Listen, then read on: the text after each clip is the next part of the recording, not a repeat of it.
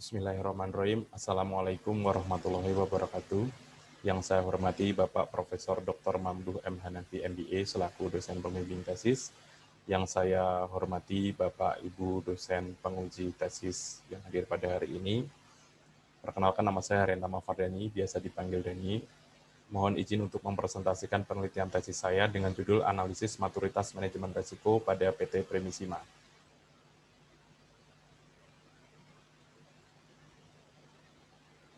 PT Primisima adalah perusahaan manufaktur penghasil tekstil yang berkedudukan di Kabupaten Sleman. Perusahaan berstatus BUMN ini berdiri pada tahun 1970. Pada perjalanannya, perusahaan mengalami fluktuasi baik dari segi bidang usaha, penjualan, dan laba. Pada tahun 2018, terdapat pergantian kepengurusan. Manajemen baru dituntut untuk melakukan pembenahan internal dan memenuhi target pemerintah. Usman Syah selaku Direktur Utama menjelaskan bahwa terdapat beberapa kejadian di luar kendali perusahaan yang menggerus laba. Pada beberapa penelitian dengan objek serupa, disebutkan bahwa perusahaan memiliki beberapa risiko, antara lain risiko ketersediaan bahan baku, risiko solvabilitas, dan risiko penurunan kinerja. Pada saat yang bersamaan, pemerintah melalui Kementerian BUMN mengeluarkan aspirasi yang menuntut adanya manajemen risiko dan profil risiko kepada seluruh perusahaan BUMN, termasuk Primisima. Menteri BUMN juga menuntut adanya direktur ataupun kepala divisi manajemen risiko. Rumusan permasalahan pada penelitian ini adalah perusahaan sebenarnya telah merumuskan manajemen risiko. Namun, selama 10 tahun belum melakukan peninjauan kembali ataupun review. Pemerintah di saat yang sama juga menuntut perbaikan manajemen risiko perusahaan. Manajemen belum mengetahui sejauh mana manajemen risiko telah diterapkan dengan baik. Oleh karena itu, perlu dilakukan penilaian maturitas manajemen risiko. Pertanyaan penelitian adalah bagaimanakah maturitas manajemen risiko pada PT Primisima? Pertanyaan ini merunut kepada bagaimana kebijakan dan implementasi manajemen risiko dan penelitian maturitas manajemen risiko. Tujuan penelitian adalah membuktikan apakah perusahaan telah melakukan proses manajemen risiko yang baik dan benar. Pembuktian tersebut dilakukan dengan menilai maturitas manajemen risiko. Dengan penilaian maturitas, dapat mengetahui kecukupan rancangan dan penerapan manajemen risiko pada korporasi. Landasan teori pada penelitian ini adalah, pertama, risiko adalah pengaruh dari suatu kondisi ketidakpastian terhadap sasaran yang telah ditetapkan. Manajemen risiko berarti suatu proses pengelolaan risiko sehingga suatu perusahaan dapat bertahan bahkan mengoptimalkan risiko. Terdapat beberapa kerangka kerja manajemen risiko yang ada di dunia. Salah satunya adalah kerangka COSO-IRM. COSO-IRM dikemukakan pertama kali pada tahun 2004.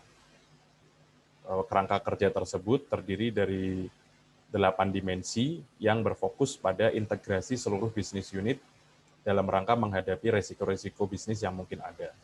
Kerangka tersebut diperbarui pada tahun 2017, di mana dimensi berjumlah 5. Pada kerangka ini fokus kepada bagaimana manajemen risiko menyeimbangkan antara visi misi perusahaan menjadi penciptaan nilai perusahaan.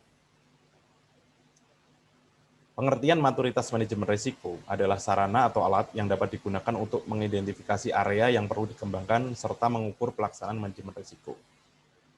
Tujuan dari melakukan maturitas manajemen risiko adalah, pertama, menilai kecukupan rancangan dan efektivitas pelaksanaan proses manajemen risiko.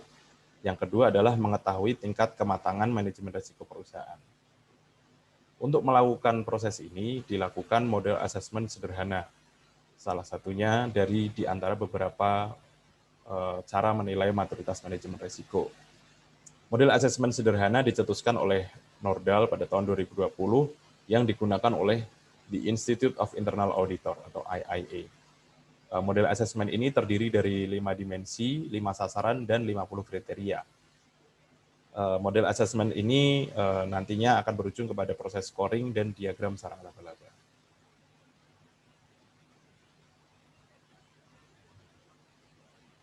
Desain penelitian merupakan studi kasus eksplorasi, di mana teknik penelitiannya merupakan teknik penelitian kualitatif.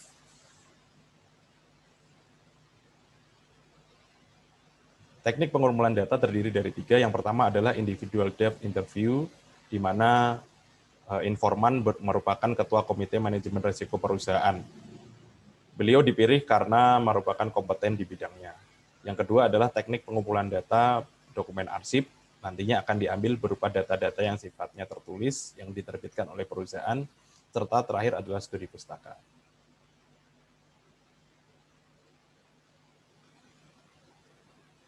Metode analisis menggunakan triangulasi data dan telaah atas data yang dimiliki, kemudian dimasukkan ke dalam instrumen penelitian model assessment sederhana Nordal Kjørstad. Terdapat 5 dimensi. Yang pertama, manajemen risiko, strategi, dan proses pembuatan keputusan. Yang kedua adalah komunikasi, informasi, dan pelaporan. 3, organisasi, otoritas, dan interaksi. 4, teknologi, informasi, dan analisis. 5, kerangka kerja dan proses. Pada model tersebut telah dibuatkan tools yang dapat digunakan oleh pihak-pihak asesor, di mana statement dan data dimasukkan ke dalam tools tersebut, dan akan dilakukan scoring otomatis oleh tools yang telah ada. Dari kriteria yang dinilai, akan mendapatkan hasil akhir berupa level maturitas dari yang terendah berangka 1 dan yang tertinggi berangka 5. Terakhir, maturitas dari 5 dimensi tersebut akan dituangkan menjadi bentuk diagram sarang laba-laba yang memudahkan pihak pengguna untuk mengerti area mana yang perlu dikembangkan. Data yang telah kami dapatkan yang berupa transkrip wawancara yang didapatkan dari proses wawancara in-depth interview dan wawancara pendukung lainnya. Data dokumen arsip berupa prosedur, surat keputusan, notulensi, dan laporan manajemen serta laporan keuangan.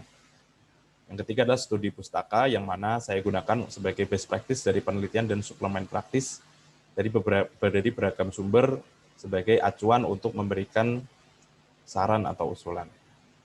Hasil asesmen yang telah saya lakukan adalah dari 5 dimensi tersebut, skor total rata-rata di atas 5 dan memiliki rata-rata level maturitas di atas, memiliki level maturitas rata-rata 3, sementara teknologi informasi dan analisis memiliki skor terendah yaitu 2. Dari 50 kriteria yang telah saya teliti dan saya kumpulkan, terdapat 12 kriteria yang telah terpenuhi, kemudian 35 kriteria yang belum terpenuhi, dan 3 kriteria yang belum relevan. Kemudian diagram sarang laba-laba dapat disaksikan pada slide ini. Untuk mempersingkat waktu, pembahasan tiap-tiap kriteria akan saya jelaskan ketika proses tanya-jawab. Kesimpulan dari penelitian saya adalah masih terdapat kekurangan di dalam implementasi manajemen risiko atas 5 dimensi, antara lain keputusan bisnis perusahaan belum berdasarkan pada dokumen penilaian risiko. Yang kedua, perusahaan belum dapat memastikan kelayakan komunikasi dan pelaporan risiko. 3, organisasi manajemen risiko masih kurang layak dengan tidak adanya alokasi sumber daya yang jelas. 4, manajemen risiko belum didasarkan pada informasi terbaik yang tersedia dan sesuai dengan kebutuhan perusahaan. 5, perusahaan telah memiliki kerangka manajemen risiko namun belum diterapkan secara tepat dan efektif. Dari 5 dimensi teknologi tersebut, dimensi teknologi informasi mendapat skor capaian paling rendah. Keterbatasan penelitian adalah pertama, jenis risiko perusahaan hanya berupa risiko strategis, keuangan, dan risiko operasional. Keterbatasan kedua adalah keterbatasan untuk melakukan observasi dikarenakan protokol COVID-19 yang ketat. Saran penelitian secara umum adalah bagi perusahaan supaya melakukan asesmen manajemen risiko secara periodik untuk mengetahui sejauh mana proses manajemen risiko telah diimplementasikan dengan baik dan benar. Saran pengembangan terdapat banyak hal yang telah saya tuangkan pada dokumen tesis, namun saya ringkas. Yang pertama adalah menyusun pelaporan risiko secara periodik, membuat dashboard informasi, menyusun peran dan tanggung jawab para pemilik risiko, melakukan sosialisasi manajemen risiko, menginisiasi sistem informasi manajemen berbasis teknologi informasi, dan terakhir adalah melakukan peninjauan terhadap kerangka kerja manajemen risiko dan lingkungan bisnis. Berikut paparan singkat saya, selanjutnya akan saya jelaskan lebih rinci pada sesi tanya-jawab. Saya memohon arahan dan masukan dari Bapak Ibu sekalian. Terima kasih. Wassalamualaikum warahmatullahi wabarakatuh.